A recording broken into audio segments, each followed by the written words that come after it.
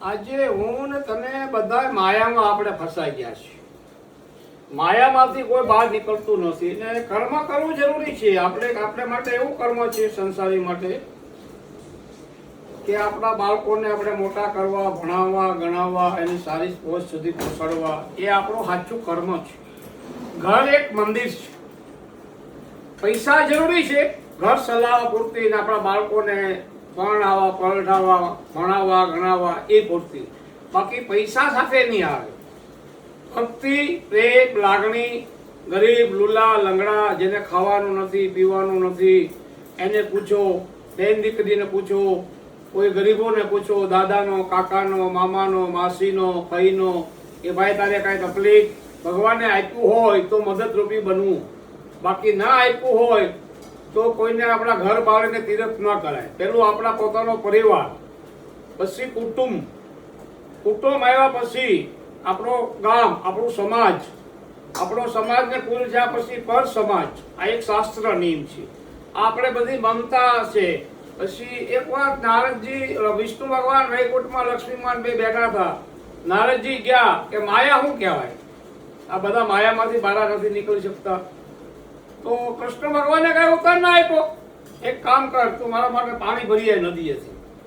નદીમાં પાણી ભરવા ગયા નારદ મુનિ, અને અહીંયા એક બ્રાહ્મણની છોકરી આવેલી, બહુ રૂપાળી હતી, રૂપાળી હતી, રૂપાળી, એની સીમાણી, એની વાહો વાઈ ગયા અને એમાં મોહિત થઈ ગયા. મોહિત થઈ ગયા એટલે એને ઘેરે ગયા, અને એ નારદજી બ્રાહ્મણ ને આ બ્રાહ્મણ, એના બાપે એને હા પાડી દીકરીની આપવાની, અને જ્યાંની લગ્ન થઈ ગયા. અને અહીંયા પાણી વિનાના કૃષ્ણ, વિષ્ણુ ભગવાન, કૃષ્ણ ભગવાન બેઠા છે. અને લગ્ન કર્યા પછી 3 છોકરા થઈ ગયા, એક છોકરી થઈ, 4 બાળકો થયા. પછી નદીએ બધા નાવા આવ્યા અને ભયંકર વરસાદ પડ્યો, ભયંકર વરસાદ પડ્યો ને એવું પૂર આવ્યું એટલે બધા તણાઈ ગયા. ઘણા બાવડા પકડ્યા નારદજીએ, અને નારદજીએ કીધું કે હે ભગવાન મને બચાવી લો, હે ભગવાન મને બચાવી લો. એના 4 બાળકો, એની પત્ની બધા જતા રહ્યા અને ભગવાનને પોકાર્યા. એટલે ભગવાન એનું બાવડું ખેંચી લીધું કૃષ્ણ ભગવાને, અને પછી જોવે છે ભગવાનને, કૃષ્ણ ભગવાનને. તો કૃષ્ણ ભગવાન કીધું મારું પાણી લેવા ગયો ને, પણ ભગવાન તમને પાણી નહીં પડી, મારા છોકરા બોકરા બધા વી ગયા ને લગ્ન કરી લીધા. આજ માયા નારદજી. પછી નારદજી પગમાં પડી ગયો કૃષ્ણ ભગવાનના, આજ માયા છે. એટલે માયા મારું તારું કરવાનું છોડી દે, બધું ઈશ્વરનું છે. ખાલી આવ્યા, ખાલી જવાના. હંમેશને માટે જેલમાં તારે 2.5 કિલાના હતા અને મેળા પછી રાખ 2.5 કિલાની થશે. એક ખાસ અણભક્તો તમે ધ્યાન રાખજો. પૈસા માટે તમે નાના નાના બાળકોને મારો, હેઠ છે તમારી જિંદગી. આ સરકાર તો માય બાપ નગર કહેવાય. માતા પિતા બાળકોને મારે. આજે દીકરીઓને 12 વર્ષની ધરડી, એના કપડા ફાડી નાખ્યા. તમારે આ કઈ રીતની સરકાર છે? આખું ભારત જાગી જાય. મારો સંદેહો છે ખાસ, તો તમારો દેશ બચશે ને કાલ આવીને તમારા ઘરમાં આવીને મરાવશે.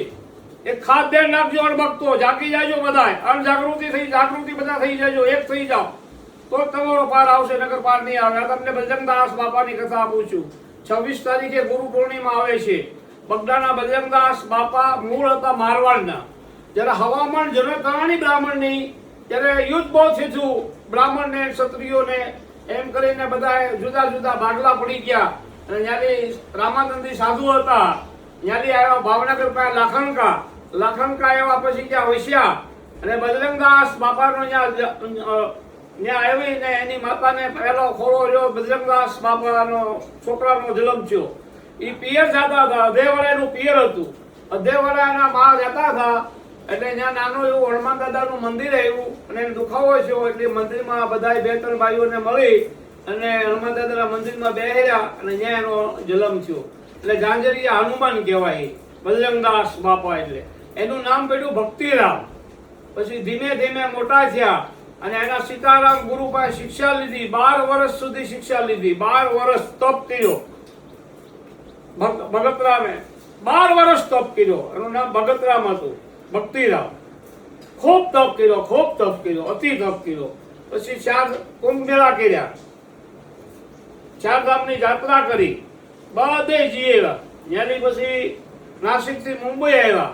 તો મુંબઈ એક દરિયાકાંઠે બધા સંતોને હાલ્યા હતા. પાણીની એને તરસ બહુ લાગેલી, બહુ તરસ લાગેલી એના સાધુને, બીજા હાલ્યા હતા એને, કે બાપા તરસ બહુ લાગી છે. તો પછી અંગ્રેજનું તેથી રાજ હતું આપણે અંગ્રેજોનું. અંગ્રેજ એમ બોલ્યો કે તારા બાવાને કે નહીં પાણી કાઢે હાસો હોય તો. પછી બજરંગદાસ બાપા ભલોઠી વાળી દરિયા કાંઠે બેસી ગયા છે. હે રામજી મારી લાત રાખજો. રામ સિવાય કોઈને માનતા નહીં. રામનું નામ લીધું, વીડો ગાયો, મીઠું પાણી નીકળ્યું. પેલા ખોખો રામને ધર્યું, પોતે પીધું અને બધા એના શિષ્યોને પીવડાવ્યું. એના ગુરુ હતા એને પીવડાવ્યું. પછી ઓલો અંગ્રેજી ગોરીઓ બજરંગદાસ બાપાના પગમાં પડી ગયો કે હે બજરંગદાસ બાપા મને માટે માફ કરી ગયો, મારી ભૂલ થઈ ગઈ. એ મારો વલીઓ પીરા બગદાણા બજરંગદાસ બાપો કહેવાય. ન્યાલી પછી નીકળી પડ્યા. પછી સીતારામ બાપા એના ગુરુ હતા. એ કીધું હવે તમે જન સેવા કરો, આજથી આપણે બધા છૂટા. એમ કરીને બજરંગદાસ બાપા હાલતા હાલતા સોનગઢ વેરા, અહીં સોનગઢ વેરા એવું છે શિવ આપણે સુરતપરની વચ્ચે આહવાની વચ્ચે, ત્યાં રાત રોકાણા થાકી ગયા. એટલે ત્યાં તાંત્રિક હતો. તાંત્રિક એવો તાંત્રિક કે સીમાની. બજરંગદાસ બાપા ત્યાં રોકાણા એટલે બજરંગદાસ બાપાને બધા પગે લાગવા આવે. ઓલો વિષયમાં પડી ગયો કે હું અત્યારે તાંત્રિક છું, એટલા વર્ષોથી અહીંયા રહું છું, મારી પાસે કોઈ ના આવે. આની વાહે ઘડીકમાં બધી લાઈન લાગી ગઈ. એ બધા જતા રહ્યા. પછી તાંત્રિક બજરંગદાસ બાપા પાસે આવ્યો કે આની ભાવ આવ્યો લઈ લો ને પથારી ફરી જાય. તાથી થાય એમ કરી લેજે બજરંગદાસ બાપા કે આની જવું નથી એમ કરીને. તો એ બોલ્યો તારી ઉપર તાંત્રિક કરીને. હકીકત બજરંગદાસ બાપા ઉપર તાંત્રિક કર્યું. બહુ મોટો તાંત્રિક હતો. બાપા ઉપર તાંત્રિક કર્યું એટલે બાપાની આંખો વહી ગઈ, બાપાને તાવ આવી ગયો ને બાપા મીડા ધરુજવા. પછી બાપાએ હનુમાન ચાલીસાના પાઠ કર્યા. હનુમાન ચાલીસાના પાઠ કર્યા, 11 પાઠ વાંચ્યા. ત્યાં બધા હનુમાનો જેટલા હતા ને પંચમુખી હનુમાનો બધા બાપાની વાહે ઉભા રહી ગયા.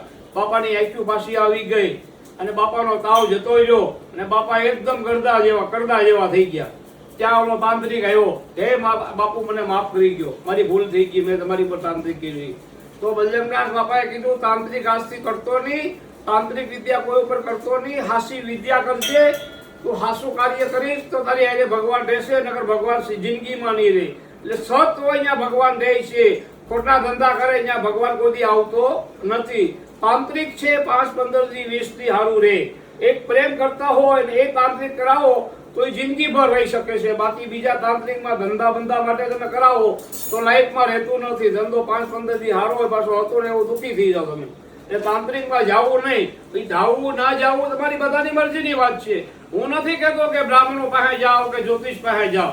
તમને શ્રદ્ધા હોય ત્યાં તમે જઈ શકો છો. હંમેશ માટે કહેતો આવું છું. પછી બજરંગદાસ બાપાને એક જાત્રા બાકી હતી હિંગળાજમાંની. હિંગળાજ ગયા. એના સીતારામ ગુરુ હેડે હતા અને હિંગળાજમાંના દર્શન કર્યા. અને પછી એના ગુરુને ભૂખ બહુ લાગેલી કે બજરંગદાસ બાપા જમવાનું બનાવની કે બાપા સામે કબર હતી ત્યાં ગયા ને કબરમાં એના બધા માણસો હતા કે બાદશાહ નમાજ પઢે છે. બજરંગદાસ બાપા ઉભા ન રહ્યા, સીધા નમાજમાં મંદિરમાં પોગી ગયા. નમાજની અંદર મસ્જિદની અંદર પહોંચી ગયા. ક્યાંય બાદશાહ જમવાનું કહો કે નહીં, બાદશાહે કઈ જવાબ ન આપ્યો એટલે બાપાએ બધી ખબર એની ઉડાડી નાખી એક. અને એમ કરીને જ્યાં બજરંગદાસ બાપાના ગુરુ બેઠા છે ત્યાં દોડીને આવી ગયા. જ્યાં બાપા બજરંગદાસ બાપા બેસી ગયા ત્યાં બાદશાહ દોડીને જ્યાંની વાહે થયો, હે બાપા ખબર ચડાવી ગયો તમે કેવું જમવાનું બનાવો. એમ જમવાનું નહીં બનાવો, પેલા જમાડે જ નહીં પછી ખબર ચડાવો. પછી બે સાધુને જમાડ્યા. બાદશાહે પૈકે લાગ્યો. દક્ષિણા તો બાપા લેતા નહીં કોઈ પાસેથી. દક્ષિણા આપવા લો પણ નહીં, પૈસા માનતા નથી, અમે ભોજન માનીએ છીએ. એમ કરીને ભોજન લઈને પછી ખબર ચડાવી દીધી. જ્યાંથી બાપા હાલતા પાલીતાણા પહોંચ્યા. પાલીતાણા રામ સીતા લક્ષ્મણનું મંદિર હતું, ત્યાં રોકાણા. ત્યાં રાજવહો અહીંયા કરું. ત્યાં રાજવહો કર્યો એટલે રામ સીતા અને લક્ષ્મણ ત્રણેયની મૂર્તિ ગુમ થઈ ગઈ. ગામવાળાએ બજરંગદાસ બાપાને વારો ધોડ્યા કે બાવલ કઈક એટલે સોરી ગયો લાગે મૂર્તિ. એટલે ભાઈ હું મારી જિંદગીમાં સોરું તો મારી ઉપર આવ્યો નાખો, મને ખબર નથી ક્યાં આવી ગયા. એમ કરીને બજરંગદાસ બાપા જયારે જતા રહ્યા ત્યાંથી મંદિરમાં બહાર નીકળ્યા એટલે રામ સીતા લક્ષ્મણ 3 મૂર્તિ આવી ગઈ તરત. ને બગદાણા બજરંગ ગેરેધર વાળા બધા વાહી ગયા. એ બજરંગદાસ બાપા પાછા ફરો, મારી ભૂલ થઈ ગઈ, મંદિરમાં મૂર્તિ તો છે જ. હવે બજરંગદાસ બાપો પાછો વળે બાપો નહીં, મારા રામને કહી દેજે હવે નહીં આવે. રામે મારી યારે આવું કરવું હતું એમ કરીને રામજીને ઠપકો આપ્યો. એમ કરીને યારી ગયા કળમોદર ગયા એટલે એને જ્યાં દારૂડિયા બધા મળ્યા પણ ત્યાં એને પસંદ ના આવ્યું. કળમોદર થી પછી આવ્યો બગદાણા. નદી કાંઠે એક નાનું મંદિર હતું હનુમાન દાદાનું, હાવ નાનું એવું. બગદાણા આવ્યા ત્યારે એની અરજીભાઈ અમારે કહેવાય, મોટા ભાઈ કહેવાય બગદાણાની અંદર. એની ઘરેથી થાળી જાય, ભોજન બાપા કરે રોજ, અને લોકો ભક્તિમાં રંગાવા માંડ્યા. ધીમે ધીમે બહુ માણસો પબ્લિક વધવા માંડ્યું. પછી બજરંગદાસ બાપાએ એના પોતાના પૈસાથી જમીન ખરીદી બગલ કાંઠે. બગડેશ્વર ઋષિ, બગડેશ્વર મહાદેવ, બગડેશ્વર ઋષિ અહીંયા 78,000 વર્ષ તપ કર્યો હતો 2 પોળા ઉપર. એટલે બજરંગદાસ બાપાએ કીધું આ ધરતી મને બહુ ગમે છે. અહીંયા બગડેશ્વર બાપો, મારો મહાદેવ, મારી મા પાર્વતી અને બગડેશ્વર ઋષિ 78,000 વર્ષ તપ કર્યો, અને આ જેવી જમીન કોઈ છે જ નહીં. એમ કરીને બાપાને એ જમીન પસંદ પડી, ત્યાં આશ્રમ નાનું લીધું, અને એમાંથી ધીમે ધીમે ધીમે પરસા પૂરવા મળ્યા, અને લાખો માણસોની વેદની આવવા મળી મારા બજરંગદાસ બાપા પાસે.